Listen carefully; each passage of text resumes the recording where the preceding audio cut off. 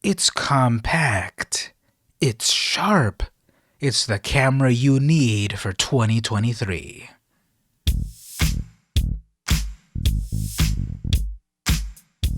Hey everyone, it's VM Campos, photography fan. Welcome to the latest episode in my photo series. In this episode, I'm going to reveal to you an amazing vintage point-and-shoot camera that you need for 2023. It's the Konica C35 Flashmatic. Let's check it out.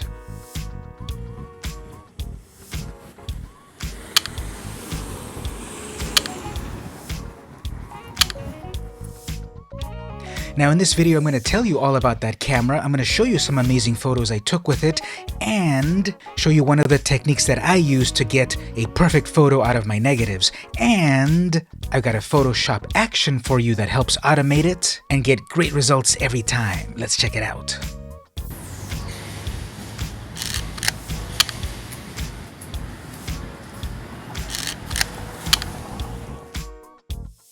So after I got back into photography last year, I really fell in love with these compact Konica cameras.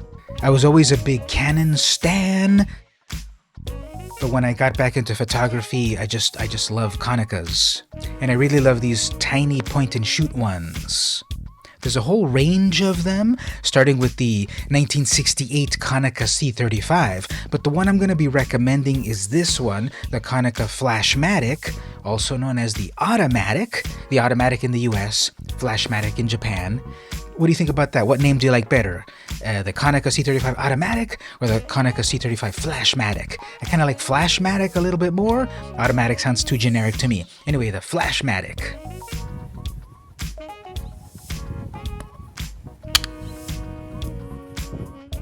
These little guys debuted in 1971, so after years of perfecting the craft, we got this camera. It's incredibly lightweight, even with the roll of film. It's very silent, focus is great. The lens is a 38mm hexanon that opens up to f2.8, so you can get a lot of light in for those low light situations, and it opens up to f14 for more sharpness throughout. The minimum focus distance is 1 meter, also known as 3.3 feet. And you have a focus patch in the viewfinder here, where you turn it and it shows you what's in focus on a little central part of the image. Now this is a rangefinder, it's not a through the lens type of camera. Those are in your SLRs. What you're looking through in this little viewfinder here is not what you're actually seeing on the lens. It's off by a couple of millimeters, no big deal. This camera still is very sharp and lets you compose perfectly because you have the bright line finder inside that guides you to take the photo very well.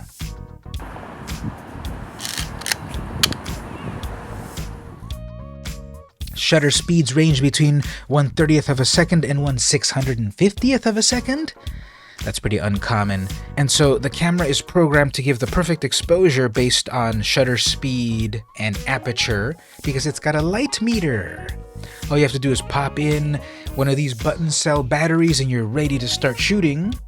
The camera does everything for you in the proper exposure. You just have to set the focus, which again is not difficult as you're looking through the bright patch in the middle of the viewfinder. You can put in a flash. Now, this is the funny thing. This is called the Flashmatic, but it does not have flash built in. You'd have to wait for the Konica C35 EF, the electronic flash version that comes with a built-in flash, although it's bigger, it's bulkier, it's not as svelte as this one, and that camera also decreases your focusing. It's just in 4 focus zones instead of a perfect focus that you can set manually. So the Flashmatic, aka the Automatic, does not have a built-in flash. You can put one on the top hot shoe over here and then you're ready to take flash photos automatically.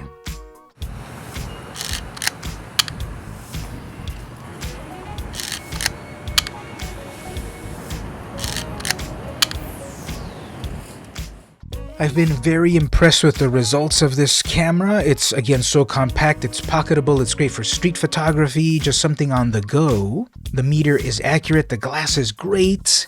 I got a lot of great sharpness, especially when you're close up to things. Your sharpness will be amazing. And at being 38 millimeters, it's a relatively wide field of view. I would love to be able to get closer to my subjects. I've got to be at least 3 feet, but these results have been very good. They speak for themselves. So in this portion of the video, I'm going to re-edit this image. I'm also going to preview the thing that I'm giving out. I'm giving these Photoshop actions so that you too can also make some great photos out of your negatives. So in a moment, I'm going to provide you with these Photoshop actions. So I've got a whole set of color actions.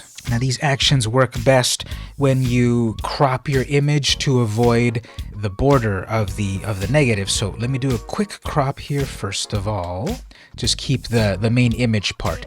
Then I'm going to duplicate my layers a few times to work on the copies. That's just a Control-J, Command-J in Photoshop. And I have these various actions that I'll give to you. So if I run the action, there's the result. We went from the negative to the positive. We get this result. Looks pretty good overall. Let me show you the other ones. I call that one negative to color via tone default. All right, well, I've got negative to color via tone dramatic, which is that. Comparing the two, yep, it's dramatic, it's harsher, it's bluer, and that sort of thing. You may or may not like that result. Maybe you like this result a lot better. But the cool thing about these actions is you can run them on layers, and then these layers don't affect the other image. So let's try it again. I've got this other one also within this bundle called negative to color via color, and this is default. Run that, we get that result. Now comparing that result via color versus via tone, we get these slightly two different results. This one's a little colder, a little bluer. This one's a little warmer, a little bit more magenta. You can decide which of those two you like better. These can of course still be infinitely tweaked, but these are starting points for results. And one more, we've got the negative to color via dramatic. And there it is. So on some of these images, these work better than others. And then of course you can play with them after the fact. But out of my actions here, I'm really liking the result of negative to color via color default. Let's do another one. So here's the one of downtown. Again, crop this. You don't want borders. That actually is going to mess with the automation of it all. So you want to remove that. And I'll make some duplicates for these layers and just go through each one to see what the results are. So this result is, wow, that's nice. I'm liking that very well. Well, what about if we do the dramatic version of that conversion? There it is there. Okay, that one's cool. It is much more dramatic, it is harsher, and I think it works better than the one of the statue. So I would say that's a good result. There's the lighter version, the less dramatic version, there's the more dramatic version. All right, what about if we go through the other path, the via color path? We get that result. That's interesting. I think that's a lot weaker. The tones are a lot weaker compared to that action, but maybe you like that. That's interesting. This is a little bit more blue. On the other photo, this was the one that was more warm, but now with this photo, with this negative, this is the one that's more cool.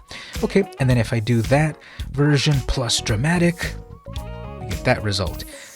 One's much more blue, one's less blue towards the magenta tones. And then again, if you know your Photoshop skills, you're still able to adjust all of these things to further get it to the point that you like. Maybe a little bit here, a little bit here, a little bit here, and then starting point there. So these actions, this little bundle of actions, as a starting point to quickly convert your negatives, I will give to you over on my Patreon, patreon.com/vmcampos. You can get this action and others for $1. What a deal. One of the challenges of analog photography in a digital world is taking this negative and making it amazing. After all, these negatives are the starting points for amazingness, and there's many routes that you can take. You can, of course, you've seen plenty of people's videos of them using Lightroom plus Negative Lav Pro plugin, which is not free, and giving amazing results. But if you're more on a budget, maybe you've got $1 laying around, go to my Patreon and get my own negative conversion, the VM Campos Negative Conversion Lab Pro plugin. You can access it there, and it's not a subscription, it's a one-time purchase. In there, you will also find my black and white conversion bundle. I'm just going to pick one of these for the moment. How about that one? And we get there. Whoa, it's a black and white image. It looks amazing. It's dramatic. It's cool. It's a beautiful black and white image. Turning to black and white works great with images that are way too overexposed and you just can't get the good color out of them. For example, this image that I shot on some expired Fuji Reala slide film, this slide film had expired since 1993. It came out completely horrible. This is a horrible image. Try as I might, I couldn't save it in color. But if I convert it to black and white, kapow! Now that's a cool result. The other image that was just horrible, the colors were just completely lost, the contrast was terrible. Using this action, I've saved these photos. You can get them over on my Patreon. So are you convinced? Do you want your own Konica C35 Automatic or Flashmatic? Hopefully my photos here have convinced you to get a copy of this beautiful vintage point-and-shoot camera. As a matter of fact, I was about to end the video, but let's go look at prices on eBay. Here we go, so I'm searching for the Konica C35 Flashmatic. Here's one first bid at $8.60. Now, do check that the light meter works, that they confirm in their listing that the light meter works. Let's see here. Rangefinder, leather case included, vintage unless otherwise. None of the cameras or equipment we're listing have been tested. Keep in mind most of these, blah, blah, blah, dust inside. Yeah, so if it doesn't work, if your light meter doesn't work, you probably don't want to buy it because the camera will still shoot, but it'll shoot at the lowest shutter speed and the most wide open aperture. That's going to be 1/30th at f2.8, and that is probably going to overexpose everything. So try to get one with a working light meter. They're going to be more along this range, 44 or so. So check. And then there's also the black version. I was looking at these and I kind of want a black version because this looks like a classic silver and black rangefinder, but that black version looks kind of amazing. Now this is for $28 first bid, and yeah, this black version is amazing. I kind of want it. I kind of want to put in the bid, but see, does it work here? Very good shape. See photos has not been tested with film lately. All right, I would send them a message and maybe ask, does the meter work? Maybe they don't know, but I'm interested in getting one of these. This one at $104 probably works perfectly. That's kind of a high price for that. But if you look around on these listings, you're going to see that probably in the $20 range, you're going to get one with light meter that works, and you can have one for yourself. Alright, now we'll wrap up the video. If you enjoyed this video, don't forget to like, comment, share, subscribe, do all that good stuff. If you want those Photoshop actions, go to my Patreon, patreon.com/vmcampos. Get them for $1. And maybe stick around and keep supporting the channel for that $1. I would really appreciate it. Which was your favorite photo that I showed you? Tell me in the comments. Do you have your own rangefinder that you stand? Tell me in the comments. Have you had these Konica C35s yourself? There's a whole line of them, a whole range of them. Tell me in the comments. I'd really like to hear your thoughts. Don't forget to subscribe to my channel to get more videos on photography and other stuff. This has been VM Campos, and I'll see you in the next video.